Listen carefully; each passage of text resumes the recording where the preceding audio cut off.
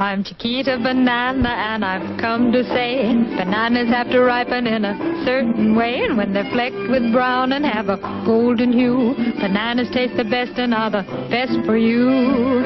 You can put them in a salad. Green? No, not yet, my dear. That greenish way you're looking means that you are ripe for cooking. How about me? No, no. When you are fully ripe, my dear, those little flecks of brown appear. Me? You're most digestible, my friend, delicious too from end to end. You can put them in a pie, any way you want to eat them. It's impossible to beat them, but bananas like the climate of the very, very tropical equator. So you should never put bananas in the refrigerator.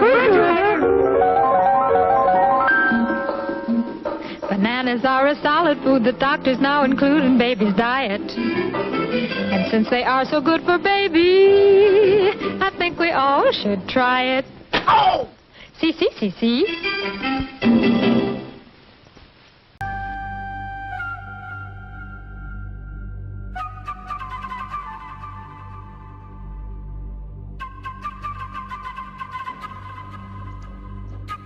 Eso ocurrió un 9 de abril. En el plomizo mediodía de ese viernes, un hombre del pueblo, desocupado que creía en otra fatalidad, la de los astros, y que no tenía razón lógica alguna para hacer lo que hizo, apuntó sobre otro hombre del pueblo, Jorge Eliezer Gaitán, un revólver tan viejo y averiado que ha debido fallar y en menos de un segundo cambió para siempre la historia del país. Lo que vino después ya se conoce. Basta repasar la historia de Colombia en los últimos 50 años o simplemente mirar alrededor para constatar todo lo que Roa Sierra desencadenó. A continuación, resolveremos los interrogantes propuestos en el trabajo.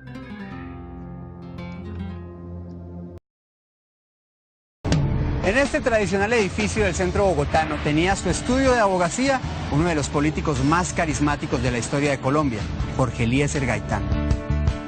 En la mañana del 9 de abril de 1948, este brillante abogado fue ultimado por un joven esquizofrénico. El asesinato dio inicio así a la rebelión popular conocida como el Bogotazo. Lo que pocos saben es que entre los testigos del magnicidio estaba un joven estudiante cubano, Fidel Castro.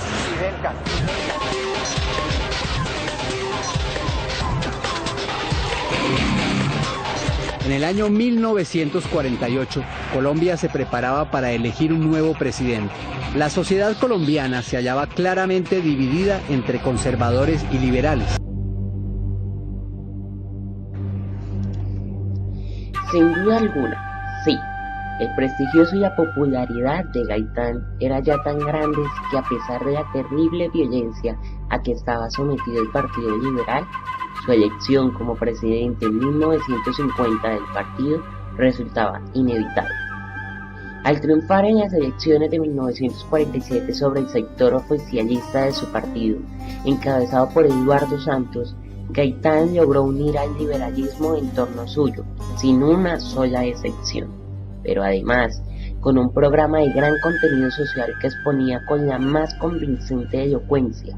Consiguió ganarse la simpatía de otros sectores, incluyendo unos cuantos conservadores que a pesar de la tradicional polarización del país, ya habían votado por él en las presidenciales de 1946. Paradójicamente, a la conversión de conservadores al gaitanismo contribuyó el propio jefe conservador, Laureano Gómez, quien durante buena parte de la campaña de ese año había apoyado a Gaitán desde el siglo con el fin de atizar la división del Partido Liberal. Así ocurrió y, como se sabe, por obra de la división liberal, hábilmente estimulada por Gómez, Mariano Ospina, proclamado candidato conservador casi a última hora, derrotó a los liberales divididos entre Gabriel Turbay y el mismo Gaitán.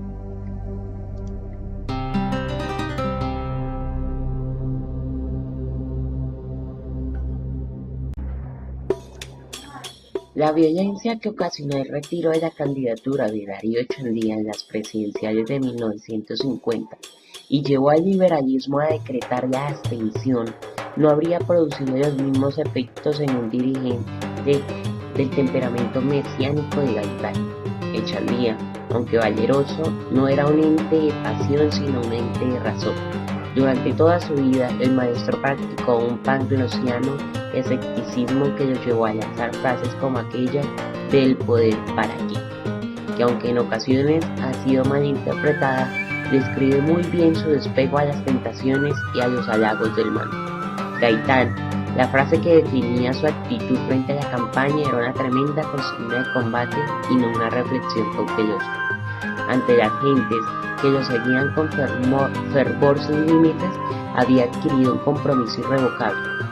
Él decía: si avanzo, síganme; si retrocedo, mátenme; y si me matan, vénguenme, había dicho.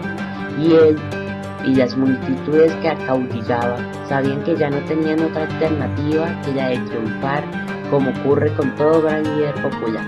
Entre Gaitán y su pueblo se había creado una relación tan íntima y compleja que era difícil precisar en qué momento eran las masas las que seguían a su jefe y en el cual el jefe el que obedecía el dictado de las masas. En tales circunstancias, ninguno de los dos términos de la ecuación podía amilinazarse y fallar. Si le fallaba a Gaitán, el pueblo estaba perdido, y si Gaitán le fallaba al pueblo, quien estaba perdido era Gaitán.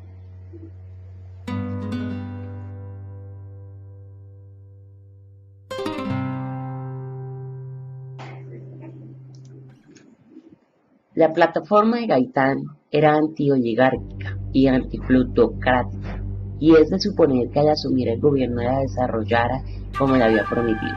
Sus seguidores no hubieran aceptado otra cosa. En sus célebres viernes culturales del Teatro Municipal y en sus arengas en la Plaza del Caudillo había indicado algunos de los sectores en los que se harían sentir sus proyectos de orientación socialista.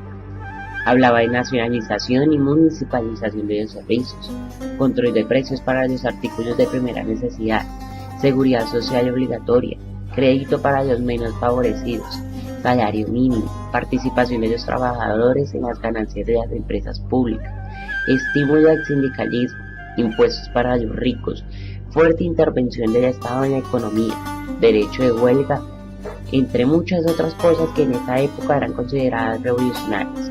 Declaraba que era preciso regresar a las antiguas virtudes morales del pueblo colombiano y restaurar moralmente la república, en clara alusión al último gobierno del expresidente López Pomaré, durante el cual se estallaron varios escándalos.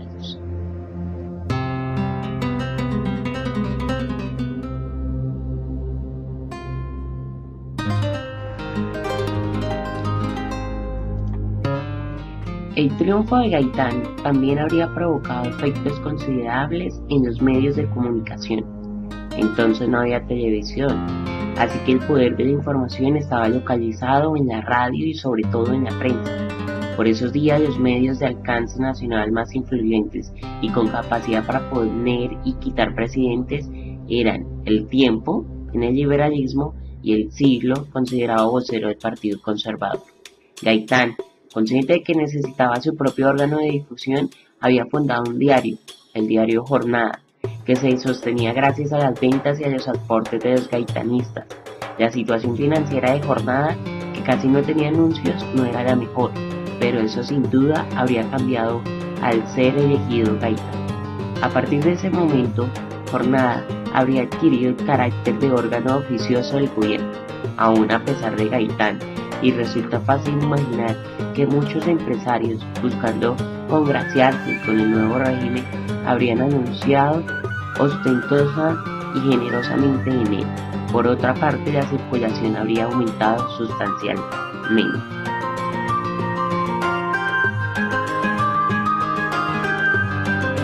Y con conservatismo no aceptaba la idea de perder el poder y para evitar ese riesgo, eminentemente con una candidatura de Gaitán, le quedaban tres alternativas. La primera, la de recrudecer la violencia. Esa fue la que desafortunadamente escogió, pero como ya se dijo, es casi seguro que Gaitán hubiera respondido a ese desafío con la violencia popular generalizada, haciendo inimaginable al país e imposible la elección de Laureano Gómez. La segunda, promover un golpe antes o después de elegir Gaitán, fórmula desesperada que el propio Gómez propuso el 9 de abril, cuando las masas liberales enfurecidas estaban a punto de asaltar el Palacio y derrocar a Ospina.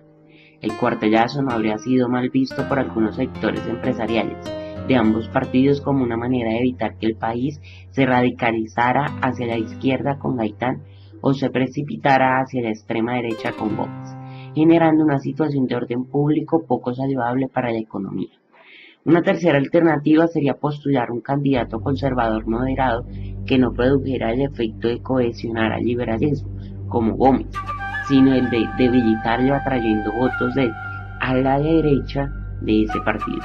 Un ciudadano que llenaba esos requisitos era Roberto Urdaneta, clubman y amigo personal de Gaitán, considerado entonces como un dirigente poco sectario y con una buena aceptación entre los liberales, de cuyas administraciones había sido ministro.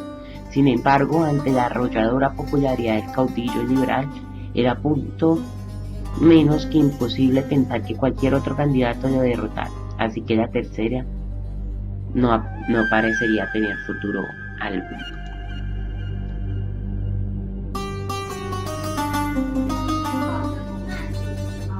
Nacen las guerrillas liberales, un movimiento que el gobierno calificó inmediatamente de bandolerismo y que se organizó en diferentes lugares del país, pero en especial en los departamentos de Antioquia, el oriente de Cundinamarca, el Tolima y los llanos orientales, en donde actuaron las agrupaciones más numerosas, las guerrillas liberales, que nunca fueron oficialmente reconocidas por la dirección de su partido, aunque secretamente se simpatizara con ellas. Se mantuvieron en actividad desde 1949 hasta 1953, cuando los contingentes de los llanos se desmovilizaron, un gesto de paz hacia Rojas. Sin embargo, otras organizaciones guerrilleras a las cuales habían vinculado elementos que simpatizaban abiertamente con los comunistas o que lo eran, continuaron combatiendo, ya no al gobierno sino al sistema. El gobierno guerrillero se dividió así entre los limpios, que eran los liberales, y los comunes, de orientación marxista. En uno de estos últimos grupos empezó a actuar Tiro Fijo. Ese fue entonces el origen remoto de las actuales guerrillas, que quizás no habrían surgido si Gaitán no es asesinado el 9 de abril. Muy distinta habría sido entonces la vida de Colombia, si un macilento remendón de llantas no hubiera disparado contra Gaitán hace más de 50 años en el centro de Bogotá. Pero no ocurrió así, y Juan Roa, con su absurdo revólver de segunda mano, escribió la triste, sangrienta y desoladora historia que hemos vivido hasta hoy. Las aguas llevan desbordadas más de 50 años, tiempo que según Jorge Eliezer Gaitán tardarían en regresar a su nivel si alguien se atrevía a levantar su mano para asesinar. El miércoles pasado, 9 de abril, cuando se cumplían 60 años de su magnicidio, las aguas en Colombia siguen fuera de su cauce. En muchas regiones los ríos se convirtieron en torrentes de sangre y aún hoy los colombianos no han podido extinguir el fuego vengador que conservadores y liberales encendieron en la década de los años 40. Aunque la de hoy es distinta a la violencia. La muerte del tribuno del pueblo, quizás el único caudillo popular que ha tenido el país, marcó la historia del país. En su vida corta pero intensa, este hombre logró con su ejemplo, sus ideas revolucionarias y sus discursos incendiarios interpretar y encarnar los deseos de las masas populares. Logró hacer del problema social la bandera de la lucha más importante del país e incluso después de su muerte, ni el Partido Liberal ni ningún otro político las ha vuelto a retomar. Se nos ha querido por eso calumniar en todas las formas para sembrar en el ambiente el criterio de que no somos un movimiento desbordado, anárquico y violento. Y la oligarquía conservadora y liberal conjugan el mismo lenguaje. Y saben que ese es un recurso bajo y menesteroso. 2 años de este grandioso movimiento que ha presentado manifestaciones, movimientos populares que la historia de Colombia no registraba, y apenas si un insensato en Cali lanzó una piedra, que yo soy el primero en criticar, piedra que todavía no se sabe si tiene una mano conservadora o liberal o unionista o comunista o gaitanista que la haya lanzado. Y se eleva eso como un motivo doctrinario para oponerse a nuestra doctrina y a nuestra batalla. Como si alguien desconociera lo que son las batallas políticas en Inglaterra y en Francia, y en Estados Unidos y en Italia, y en América toda. Como si aquí yo no hubiera sentido en las calles, y en las plazas en mis tiempos de muchachada, el fuego de las pistolas conservadoras en el propio corazón de la República. Como si no pudiera calificar la doctrina conservadora por la cal y el tubo de acueducto que sufrimos. Como si yo pudiera hablar del Partido Conservador por la sangre derramada hábilmente del general Durán. Como si no pudiera hablar del Partido Conservador por la sangre de las bananeras o la sangre de los obreros sacrificados en Barranca o en Bogotá. Yo no cometo esas injusticias porque soy repugnante a la noción moral y yo tengo una fe profunda en que el equilibrio moral se cumple con la misma inexorable realidad del equilibrio biológico, del equilibrio fisiológico, del equilibrio cósmico. Es que yo no soy transigente de ahora. Yo tengo para orgullo mío que cuando era un muchacho de universidad en el 2º año y se desarrollaba con conveniencias para mi partido una campaña contra Marcos y Fidel Suárez, cuando yo la creía injusta. El primer artículo de mi vida en defensa, no de un conservador, sino de un hombre justo, ultrajado por sus propios partidarios y discopartidarios. El primer artículo digo que escribí, que mi pluma escribió, fue un editorial del Nuevo Tiempo, recogiendo esa injusticia contra Marcos Fidel Suárez. Y me parece que soy un hombre que un día en el Consejo de Ministros, cuando un modesto juez conservador era sometido a la calumnia por razón de sus actuaciones, y yo sabía que era injusto y que él era justo, planteó en un Consejo de Ministros su retiro. Y no se rectificaba aquello para salir a defender la honra de un humilde juez conservador, porque el hecho moral del juez conservador estaba para mí por encima de todas las demás conveniencias, ya que la moral para mí representa algo que no tiene una objetividad conservadora, una objetividad liberal.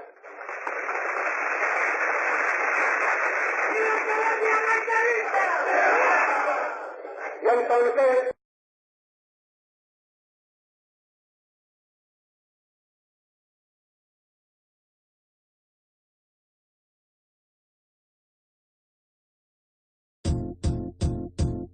it might seem crazy what I'm about to say. Sunshine, she's here, you can take a break. I'm a hot air balloon that could go to space.